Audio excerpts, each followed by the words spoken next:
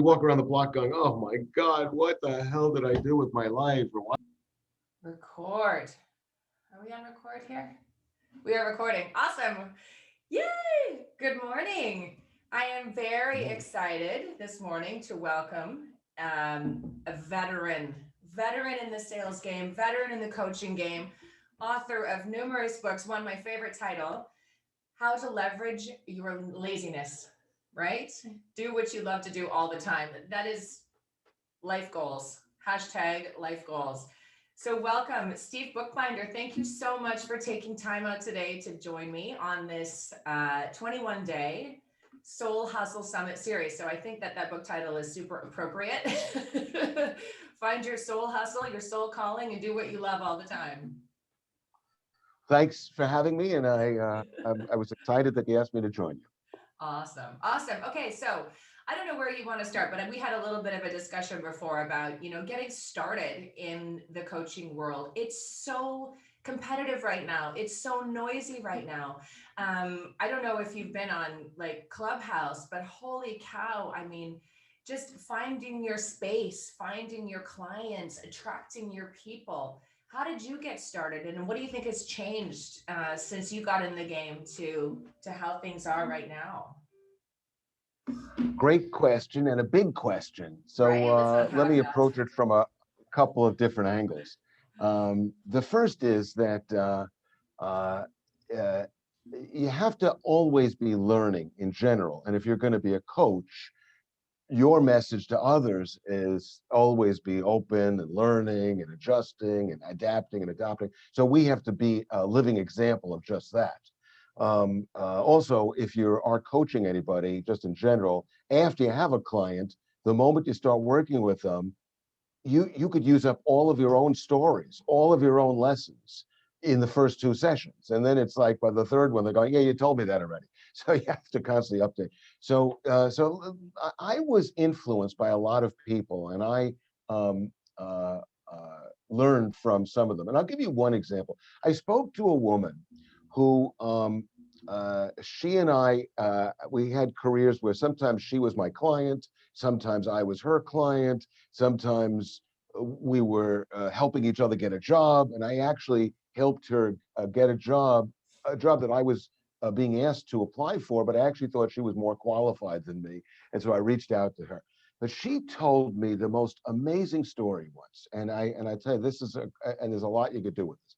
She all of a sudden had to work in a field where she had to talk to ad agencies, and she did not they would be her customers. She didn't know a lot about ad agencies. So this is what she did. She called several ad agencies and she said something like, I, I need to learn about ad agencies. You probably need some help. I will volunteer myself. I will come in from 4 p.m. to 6 p.m. twice a week. You can put me on any task you want, anything you need done, I will be happy to do in exchange for you teach me about how the ad agency business works. Well, you can imagine that working in an ad agency, being tutored by, presumably the head of that agency and meeting all the people there, you'll learn a lot of things that you won't read in a book, that you wouldn't learn from anywhere else. And so that kind of a thing has influenced whenever I work with any client, I spend a lot of time up front. That was one thing. But I had a personal thing that happened to me. And I was trying to find my career years ago. And I used to be a swimmer. And I'm still a swimmer, but I was a competitive swimmer. And the guy that was the captain of the team, who was always like my lifelong mentor, he said to me, I want you to read two books. And if you read these two books, you'll get a job. And I'm going to tell you this. These two books were old and they're still new. One is Cybernetics, which sounds crazy. Cybernetics by Dr. Maxwell Maltz. But I would describe it as literally the owner's manual for your brain, how human brains work. We are goal seeking. A cybernetic machine is a machine which goes after a goal. A good example would be a heat seeking missile. In theory, the heat seeking missile just simply zeroes in on the heat and hits it. But in reality, it hits the heat by always being off course. So it's too high, it's too low, it's too left, it's too right. It's constantly adjusting, but it's got this very clear idea of what the image is and it's the target is. The problem that most people have is they don't have a clear idea. They have a muddy picture. So they are in fact hurtling toward this muddy picture. So that's why they feel like they're frustrated, because the goal is not sharp. Anytime you sharpen up your goals, you will more likely achieve those goals. So that was the first book. The second book was how to, what was it?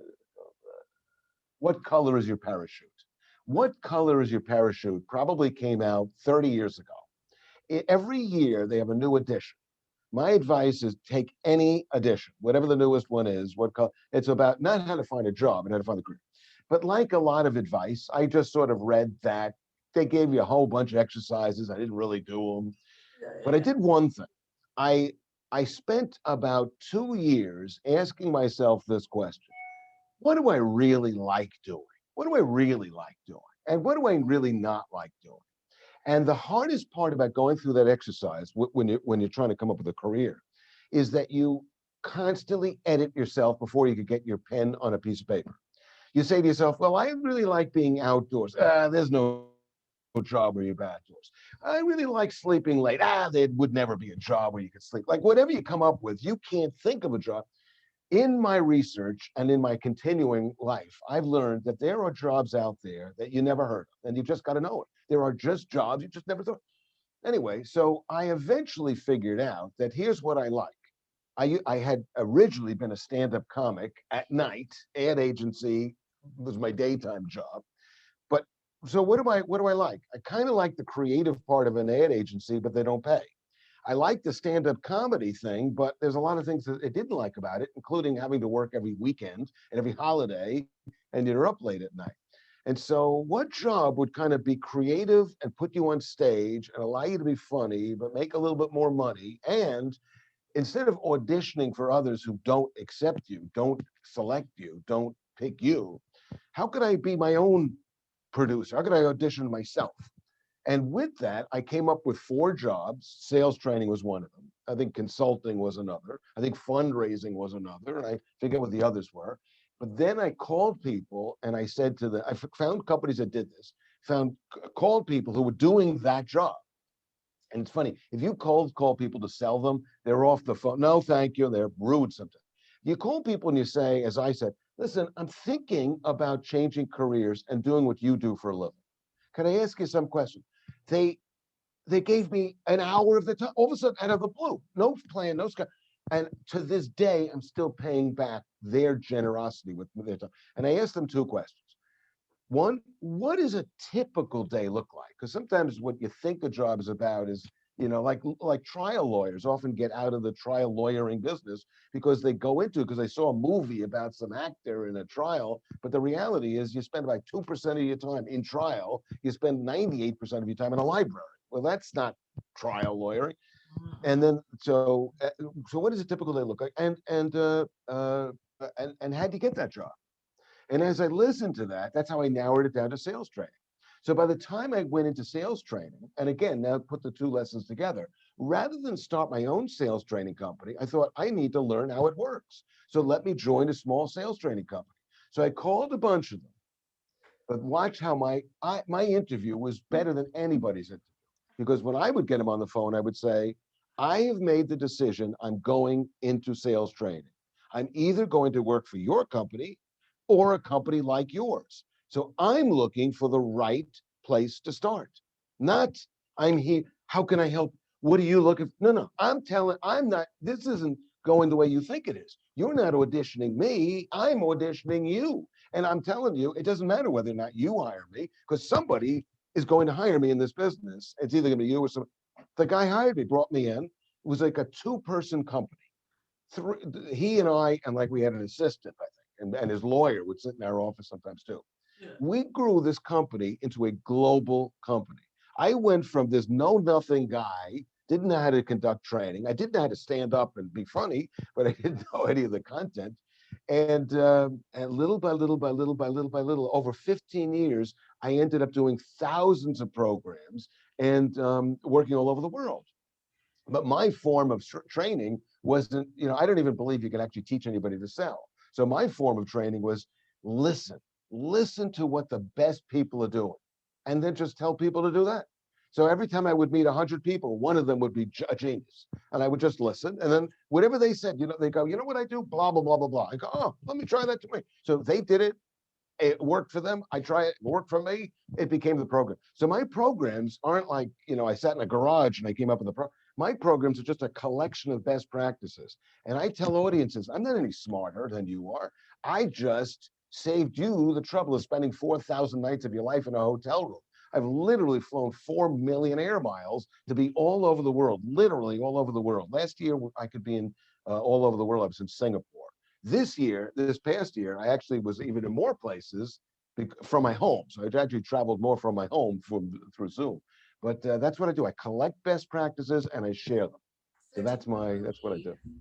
that anyone can be a great salesperson? I mean, I think a lot of coaches go into the industry with very different, they don't ever think they're going to have to sell or close a lead, like right now.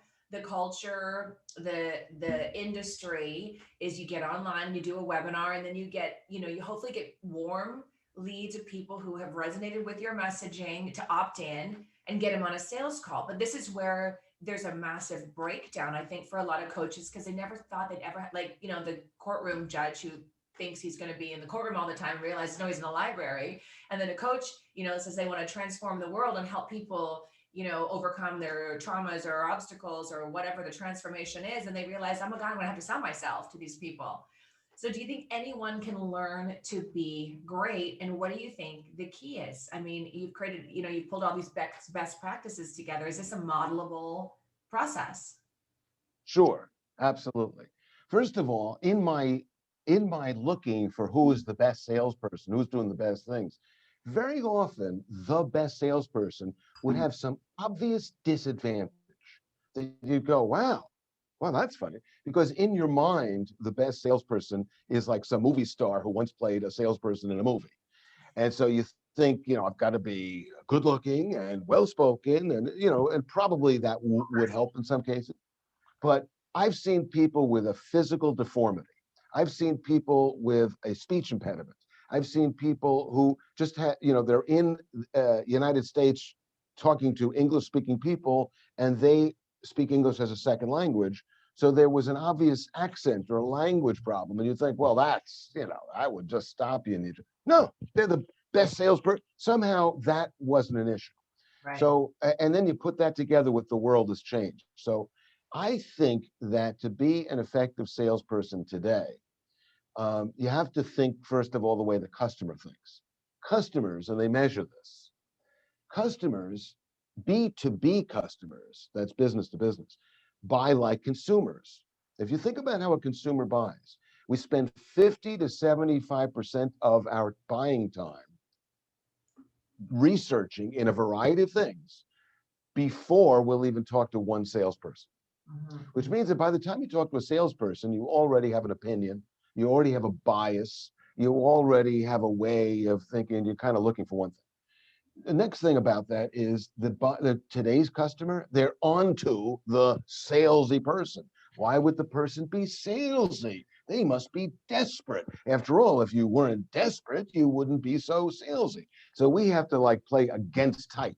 And I'll tell you, there are plenty of examples of these people. You just don't notice them. It's a Like you go into a psychological bank. warfare going into Oh a yeah, yeah. You conversation. go in. Oh yeah. Well, and there's a lot of psychology to the whole thing. There's the halo effect. Like they say you shouldn't judge a book by its cover. Okay, that's probably good advice. Except guess what? There's no other way to judge a book, and that's why publishing companies spend more money on the cover than the book because that's how people do. So, given that that's the reality, when you meet with people, they're actually comparing you to another person. Well, if they're comparing you to a salesperson that they don't trust or they don't like or they found unhelpful, that's going to work against us. So that says to us, don't try to be anybody you're not. Try to be yourself.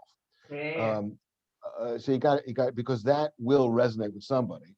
But understand that the person is already they already have in their mind what they're looking for. And so what we have to do is help uncover that. I'll give you an example. Here's a question that most coaches don't ask, but I would recommend your audience does. When they meet with somebody, and you should ask these two questions. How long have you been looking for a coach? And then when the person tells you whatever the answer is, let's say they go, I've been looking for a couple of months, thinking about it for a couple of months, a year, I've been thinking. Then I want you to ask this question. How come you haven't picked somebody yet? Mm-hmm, mm-hmm. And then you're going to get an answer that begins with these words. Well, you see, the thing is, well, you see, the thing is, well, you know, the thing that is, that's the reason they haven't picked somebody. Only two of us in the conversation, only one of us knows the thing that is. It'd be helpful if we knew the thing that is, because how am I going to tell you that I'm the right person if I don't know the thing that's prevented you from buying from everybody else? Given that you've already given the matter, you know, what most salespeople do is they make the mistake that the customer doesn't know anything. So we're going to fill in the blank. We're going to teach you what you don't know. Meanwhile, you have no idea what the customer's already gone through. And even if they've learned all the wrong things, they don't think it's wrong. They think it's right. So in terms of buying it like that. Here's another thing. The average person that's new to business believes that they know something about business because they read about business. But what you mistake is there's many kinds of businesses. There's a business like General Motors. General Motors literally needs like half the people on the planet to buy General Motors, or they're going to lose money this year, as opposed to me or you or your coaches. How many customers do we need? 10% of the global population? No. What if I had five? What if I had in the entire planet 5 people bought from me? That's all I need.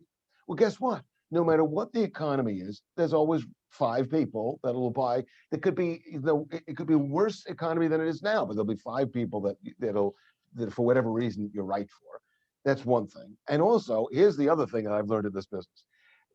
Training and coaching is a little bit like a New York City subway. If you ever get a chance to be in a New York City subway, which I wouldn't recommend until COVID is over for about 2 years, but leaving that aside for a second. In the old days, when you would enter a subway, the subway might be totally crowded, and most out-of-towners would just let that car pass. But real New Yorkers, even if the train doors open and there's zero space, they still push their way in. And all of a sudden, we get to the next stop, and now they're one of the people in the car. All of a sudden, there was no room for them. But by the time you go one stop, well, there's the spot you're standing in. There's always enough room for one more person. The coaching field has room for many players. So there's 1 million people doing it. There's a market for 1 million people, especially since not everybody needs 1 million customers. Some people just need a handful of customers. I want you to speak to this. So there are more people entering the coaching space in, currently than ever. Like there's millions of coaches getting into the space right now, but there's also millions failing at it. Like we're still seeing the 80-20 rule in the coaching industry. What do you think the difference between coaches who are being successful in enrolling clients in their programs or not? And I know that's like another huge box to unpack, but give it a shot. Well, okay, I surely will. Most people don't leverage their laziness. Okay. Now, let me explain. Yes, please do. Let me give you.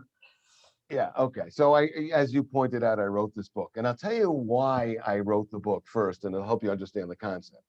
I don't like writing proposals. I just don't like writing it. I don't like writing proposals for 2 reasons. One, I just don't like writing it. Partly because I'm trying to guess what the other person would like. Actually, you know what I want? I want a proposal that when I hand it to somebody, they go, "Oh my God, how do I get started with this? This is the greatest thing. It's like a Christmas present that I've always wanted." That's what I want the reaction to be.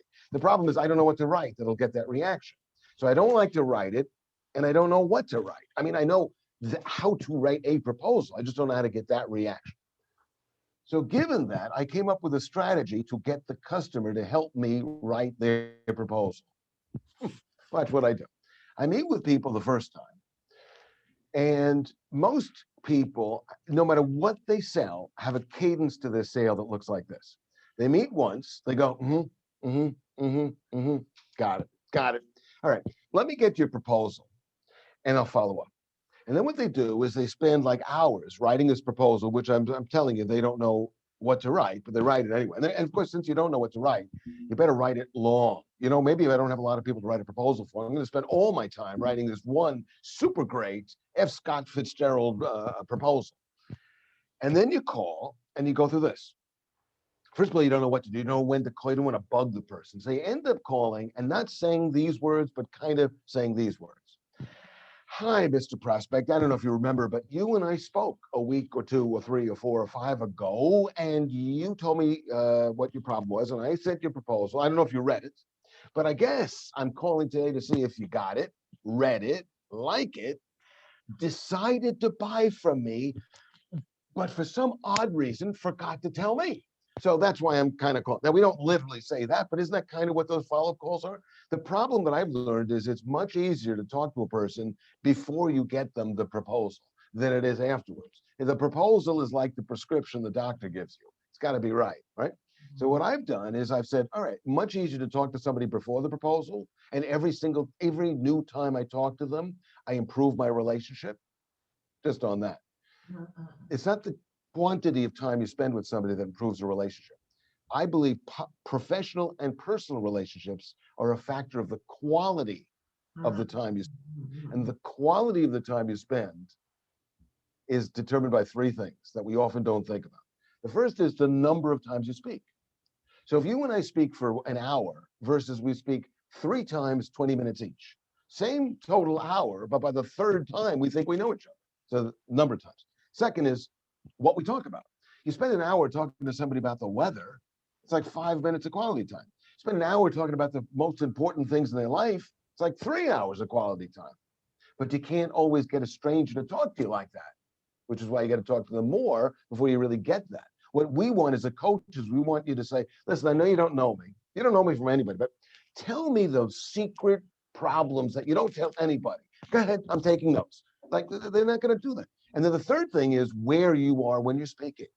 So if I could, so that's why I like to add more conversations and find other things to talk about along the way to the proposal. So what I would do is after the proposal, after the first conversation, I then say, let me get you an outline, a suggestion of how we might be able to work together. They say, like a proposal? No, not a proposal. I'm not sure what to write. So let me come back to you with some ideas. So I get them this, a proposal looks like a mortgage, and it always triggers off this reaction. Thanks, I'll get back to you. But mine looks like a one-page discussion document, and it's got bullet points. And the first half of it is my assumptions. My assumption. Based on our last conversation, here are my assumptions. And then below that is my recommendations based on their assumptions. Well, invariably, when you get to the second meeting, when you go through the assumptions, you know what the other person says? No, that's no, like I assume you're trying to do blah, blah, blah. No, that's actually not what I thought about it later. It's really not, or they either confirm or they deny, but either way, they correct your assumptions. Now you're going to rewrite together the recommendations. What are the recommendations? The proposal. But now I've got their input writing the proposal. And it's a whole different kind of a conversation. So as a result, you close more sales. Yeah, I agree with that 100%. It's all in the discovery, right? And developing that. People, we have an expression in my business, and in my business, you want to talk about the anti-prejudge. I've dealt with this kind of salesperson 100 times over, and I've already got your number. You sleazy timeshare slinging salesperson. But people don't. We have an expression. People don't care how much you know until they know how much you care. But I actually think it's more, people don't care how much you know until they know that you get them, like you get them, and I always make it my primary intention in the beginning to empathize and get them so that they feel like, oh my, she gets me, like she's really listening Oh to me, yeah. Oh and yeah. and Oh totally. right, and that's what like the Yeah. assumptions are, and also like the Columbo thing. I love the Columbo thing. I'm not sure that I understand. Yeah. Here's one more thing to add to that. I'm going to take what you just said. I'll put it in my language. Yeah. My language is unsolicited advice. Do you like unsolicited advice? Nobody No, likes unsolicited advice. no. And yet that's what salespeople do when they rush in the proposal. You just meet a total stranger for 10 minutes, and all of a sudden you know exactly what they should. Even if you are exactly right, it just sounds like unsolicited advice unless you go through the time, like you say, to get to know them better. And that's why the outline that I recommend. So when you put all that together, leverage your laziness. Leverage your laziness doesn't say be lazy. I'm not lazy. But what I am is I recognize what am I good at? What do I like doing? And what comes easy to me? I Mm, should build my plan around those things because I'm going to be more successful as opposed to building a plan around things I'm not good at. Oh, why would I build a plan around things I'm not good at? I met a person who said to me they have a plan to do something, but they had to get up super early and be very disciplined. I said, are you normally very disciplined? They said, not normally. I said, then your plan's going to fail because your plan is relying on you being different than you normally are. So in this case, what are coaches good at? Coaching. That's why we go into coaching. So rather than spend 99% of your time, and then I know that they say you got to do all this kind of content marketing, and I do a ton of it. So please. But I think what you want to do is you want to get in conversations with one person and say, I don't know if you know anybody that is interested in this service, but the coaching that I do, I think is unique. What I'm going to do for people or what I do for people is, and now I've got to say something that is that paints a picture of what I do. So I mm, have to, in a sense, have great answers for this question. What do I sell? What makes me different? What makes me better? And what makes me worth the money? And I mm, have to not only have answers, but great answers that the other person can repeat. mm, So a mm, good way to do that, for example, is to include a metaphor. I am like the Uber, or I'm like the Apple, or I'm like the whatever the right analogy is, the metaphor. Why? Because you're talking to another person. So I talk to you. You then tell your friend, hey, I just spoke to Steve Bookbinder, and you know what he does?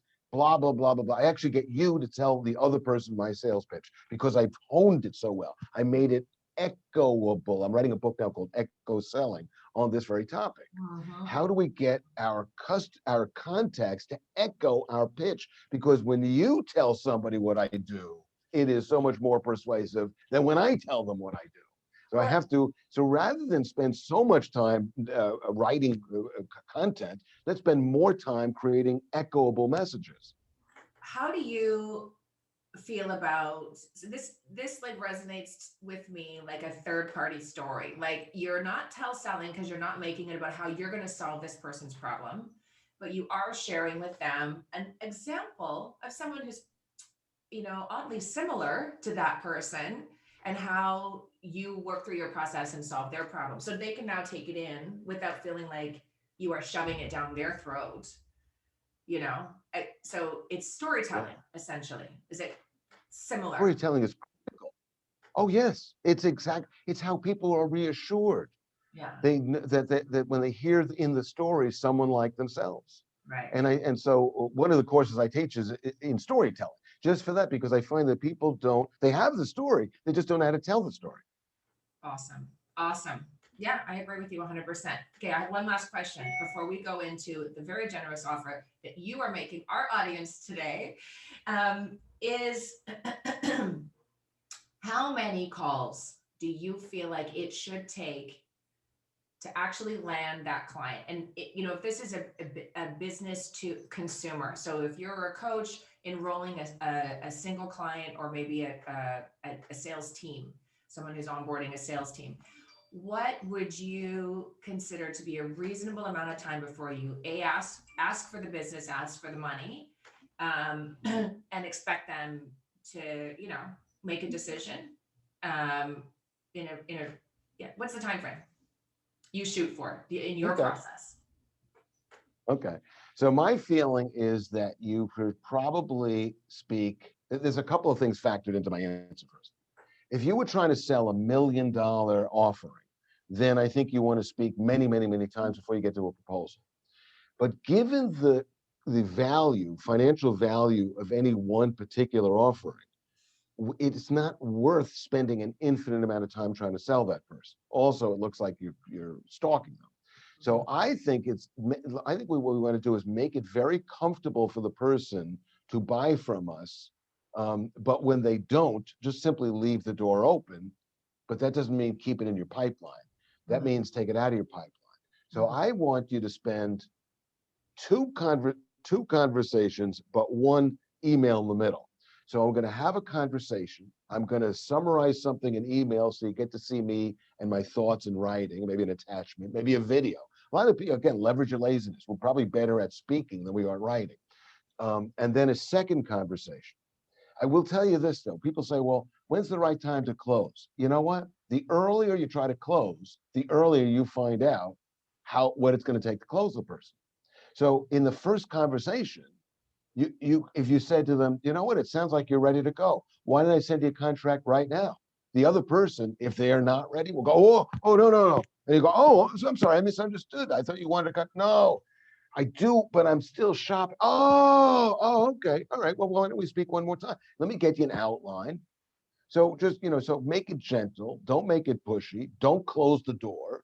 Don't hound them to death. Also, if you after two times and an email, you don't close the deal, I don't know that your odds actually improve with the third time, the fourth time. Even though if you do this with 1,000 people, eventually it will happen, but we tend to be unduly influenced by that one exception. So what I'd rather you did was you came up with a pipeline. What if I had 10 people at all times who I was always in my first or second conversation with? Well, Mhm. what would happen then?